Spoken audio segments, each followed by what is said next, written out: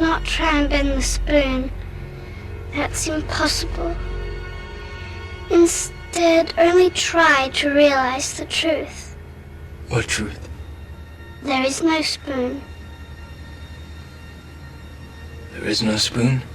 Then you'll see that it is not the spoon that bends, it is only yourself.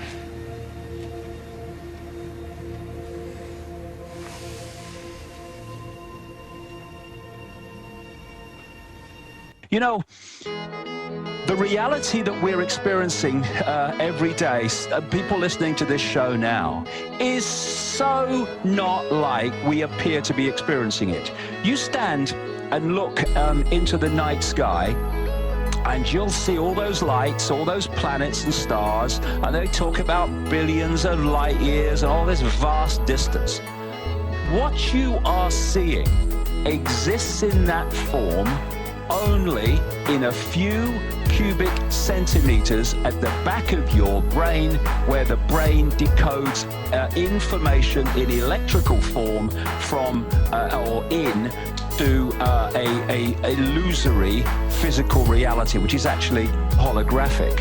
So if you want to bring down this whole conspiracy, Alex, to its real bottom line, it is about what controls those few centimeters at the back of your brain. Because if they do, by programming your sense of reality, you will perceive and thus manifest in our individual and collective experience what they have programmed us to decode and manifest. Exactly. They've proven that humans are builders, designers, creators, so they simply program us to then manufacture what they want. Yes, and this goes much deeper than that for reasons that I'm going to come to, because this is a very, very interesting and vital area of information that we got into here. And when you expand your mind and you go beyond mind into what I call consciousness, the greater sense of awareness, you are increasing every time you do that your power to control those few centimeters of the brain that are creating visual reality. Well, you know, we are in this race, as I symbolically call it, between two things. Is the awakening going to reach the point where the House of Cards comes down before the House of Cards is so cemented together that it's very, very difficult to bring it down? This is why they are panicking in trying to push this on as fast as possible. Because, you know, what we're seeing now is not something that is moving along at a consistent rate, a consistent speed, if you like. I mean, you just indicated the speed that this Orwellian stuff is coming in all its forms, but the awakening of people is speeding up as well, and every time it speeds up, it's speeding up from a higher level of starting point because of the greater numbers of people who are already there. Now, let me use this as a analogy, because I think it's really apt. If you have a dam and it's holding back a body of water, that water can take a very, very long time to undermine the dam to the point where cracks start to appear and you actually see it's being undermined.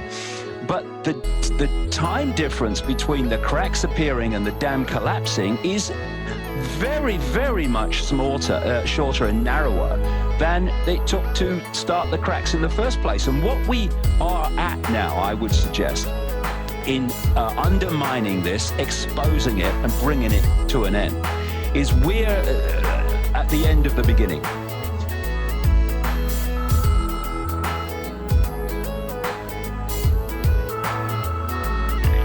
I know you're out there. I can feel you now. I know that you're afraid. You're afraid of us. You're afraid of change. I don't know the future. I didn't come here to tell you how this is going to end. I came here to tell you how it's going to begin. I'm going to hang up this phone, and then I'm going to show these people what you don't want them to see. I'm going to show them a world without you.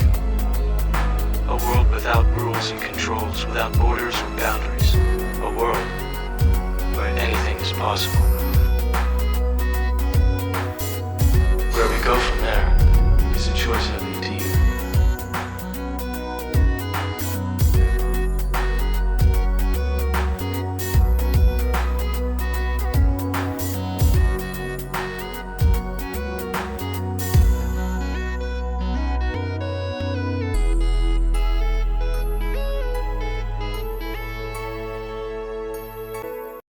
You have to let it all go, Neo. Fear, doubt, and disbelief. Free your mind.